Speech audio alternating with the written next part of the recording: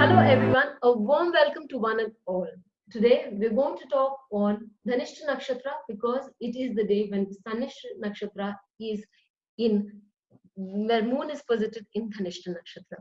But before I move on to Dhanistha Nakshatra, like always, I have the answer for the last week's question, and that is how the Aslesha Nakshatra for the Vishakha Nakshatra. Okay, so the question for all of us here was Vishakha Nakshatra and how would Vishakha Nakshatra, Mars, the planet of fire, the ruler of the second house, how would it behave in the Lagna in Vishakha Nakshatra? The question for one was the Vyapanna Shakti or the power to achieve and manifest as is seen by Vishakha Nakshatra is the power of Vishakha Nakshatra. When Mars is a lord of the second house, has this power and sits in the first house, how would it manifest? Well, the answer is through an example of Jonas Salk. Jonas Salk, as most of us know, was the scientist who was responsible for the discovery of polio vaccine. Polio vaccine had made life miserable for people all around in the 20th century. He was determined to get to the base of this disease and to eradicate it right from its roots. He discovered that medicine. Penicillin was polio vaccine. He discovered the vaccine. He then refused to patent that vaccine because he said it was all about dedicating it to humanity. When people asked him, questioned about his logic, he said, could you patent the sun? And that was all that he had to say on this topic. He was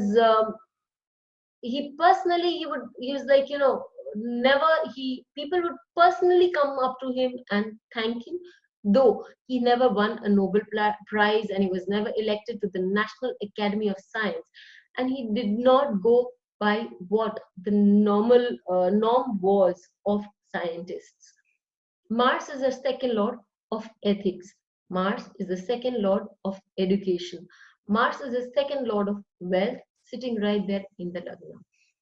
And it is the seventh lord also of masses, your public interaction.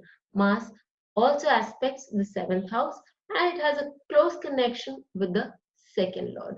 So here we see that Jonas Salk had his ethics very much in the right place, very much a person aware of what he should do, what he shouldn't do.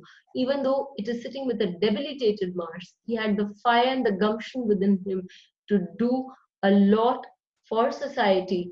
And being a doctor, as a doctor, he could have earned a lot of money, but he wanted to do something that would leave behind a legacy as a human being, as a one who cared for humanity and one who had humanitarian ideals. So that is why he did what he had to do, and he never bent in front of any scientist. He did not salute them. He committed that cardinal sin, and so he was never given a Nobel Prize. Never, by any of the establishments was he given a qualities, but he nevertheless succeeded in leaving a mark and a feeling of indebtedness in the hearts of many thousands of people across the globe. When we're talking about diseases, let's talk about the 8th house.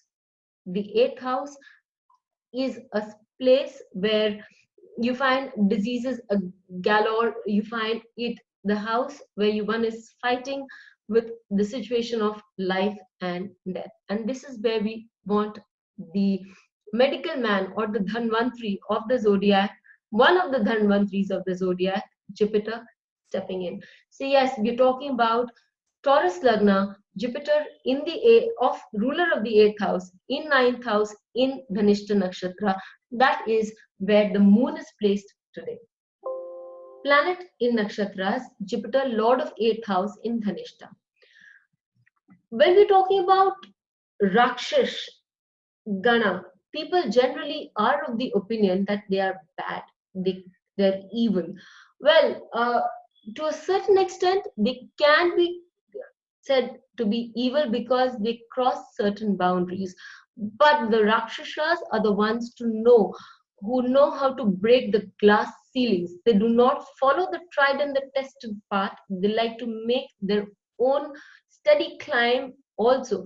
They like to move ahead in life, taking into account all obstacles and all problems in their path, ruthlessly working their way up through it.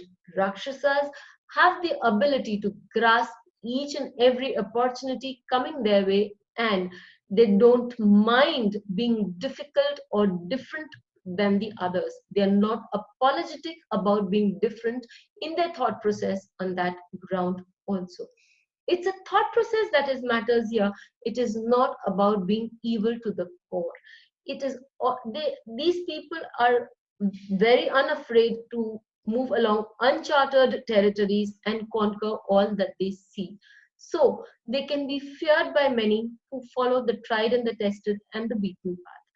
These people also have the ability, focus to stand their ground and determined to move in the way that will help them move ahead in life, even if it takes the toll of their health or other things. When we are talking about Rakshasas, the examples that I would like to use here would be Ravan and Tarkasur, or for that matter, Mahishasur. These Rakshasas had the ability to stand on penance for eons together, thousands of years, pleasing Lord Brahma, pleasing Lord Shiva, and getting a boon, which was definitely not easy. They went out of the way, but they struggled hard.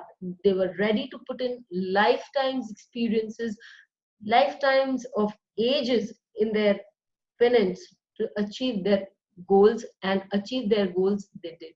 They were also well versed, well skilled in their art, and it is said that they were feared.